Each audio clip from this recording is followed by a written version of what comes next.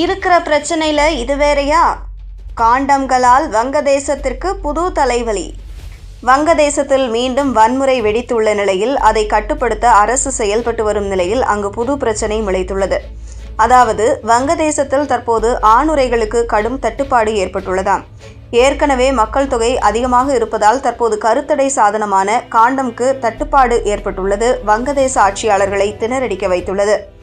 இந்தியாவின் அண்டை நாடுகளில் ஒன்றாக வங்கதேசம் கடந்த ஆகஸ்ட் மாதத்தில் இருந்தே கொதிநிலையில் உள்ளது. ஷேக் ஹசீனா அரசு கொண்டு வந்த இடஒதுக்கீட்டுக்கு எதிராக மாணவர்கள் போராட்டம் ஏற்பட்டது. இந்த போராட்டத்தில் வன்முறை ஏற்பட்டது. நிலைமை கையை மீறி சென்றதால் வங்கதேச பிரதமர் ஷேக் ஹசீனா தனது பதவியை ராஜினாமா செய்துவிட்டு நாட்டை விட்டு வெளியேறி இந்தியாவில் தஞ்சமடைந்தார்.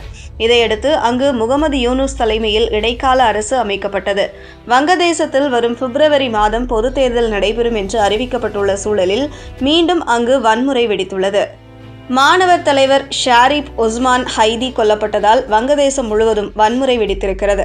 இதனால் அங்கு உச்சக்கட்ட பதற்றம் நிலவுகிறது. நிலைமை கையை மீறி சென்றுவிடாமல் இருக்க ராணுவம் உஷார்படுத்தப்பட்டுள்ளது. வன்முறையை கட்டுப்படுத்த முடியாமல் திண்டாடி வரும் சூழலில் வங்கதேசத்தில் புது பிரச்சனை முளைத்திருக்கிறது. அதாவது வங்கதேசத்தில் தற்போது ஆணுறைகளுக்கு கடும் தட்டுப்பாடு ஏற்பட்டுள்ளதாம். மக்கள் தொகை ஏற்கனவே அதிகமாக இருப்பதால் தற்போது கருத்தடை சாதனமான காண்டம்க்கு ஏற்பட்ட தட்டுப்பாடு சர்வதேச ஆட்சியாளர்களை திணறடிக்க வைத்துள்ளது. தேவைக்கு ஏற்ப போதிய காண்டம்களை சப்ளை செய்ய முடியாத நிலை தற்போது ஏற்பட்டுள்ளது. இன்னும் ஒரு மாதத்திற்குள் நிலைமை இன்னும் மோசமாக கூடுமாம். இந்த தட்டுப்பாடு திடீரென ஏற்பட்டது இல்லை.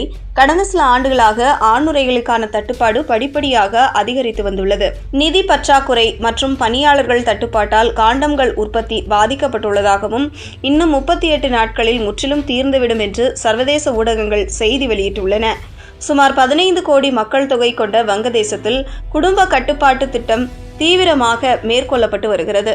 மக்கள் தொகை பெருக்கத்தை கட்டுப்படுத்த 5 கட்ட கருத்தடை திட்டங்களை வங்கதேச குடும்ப கட்டுப்பாடு இயக்குநரகம் மேற்கொண்டு வருகிறது.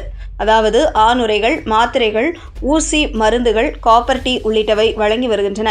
கடந்த 6 ஆண்டுகளாகவே வங்கதேசத்தில் ஆணுறை விநியோகம் 57% வரை வீழ்ச்சியை சந்தித்திருந்தது. பிற கருத்தடை சாதனங்களும் 2019 முதல் விநியோக பாதிப்பை எதிர்கொண்டுள்ளன. பிற கருத்தடை சாதனங்களும் 2019 முதல் விநியோக பாதிப்பை எதிர்கொண்டுள்ளன. களப்பணியாளர்கள் பற்றாக்குறையும் விநியோக பாதிப்புக்கு முக்கியமானதாக இருப்பதாகவும் சட்ட பிரச்சினைகளால் சில பணியிடங்களுக்கு ஆட்சேர்ப்பு நடைபெறவில்லை எனவும் அதிகாரிகள் தெரிவித்தனர். வங்கதேசத்தில் கருவுறுதல் விகிதம் அதிகரித்துள்ள சூழலில் ஆணுறை தட்டுப்பாடும் ஏற்பட்டுள்ள அதிகாரிகளை கவலையடைய செய்துள்ளது. தற்போது கருத்தடை சாதனங்களுக்கு ஏற்பட்டுள்ள தட்டுப்பாட்டால் கருவுறுதல் விகிதம் மேலும் உயரும் என்று அதிகாரிகள் எச்சரித்துள்ளனர். டாக்கா பல்கலைக்கழகத்தின் மக்கள் தொகை அறிவியல் துறை பேராசிரியர் அனுமில் இஸ்லாம் இது தொடர்பாக கூறியதாவது, சமீபத்திய ஆண்டுகளில் பல தம்பதிகளிடையே குடும்ப கட்டுப்பாடு செய்வதில் ஆர்வம் குறைந்துவிட்டது. சிலர் 2 குழந்தைகளுக்கு மேல் பெற்றுக்கொள்ள விரும்புகிறார்கள். கடந்த மாதம் வெளியான அறிக்கையின்படி மொத்த கருவுறுதல் விகிதம் கடந்த ஆண்டு 2.3 இருந்ததிலிருந்து தற்போது 2.4 உயர்ந்துள்ளது.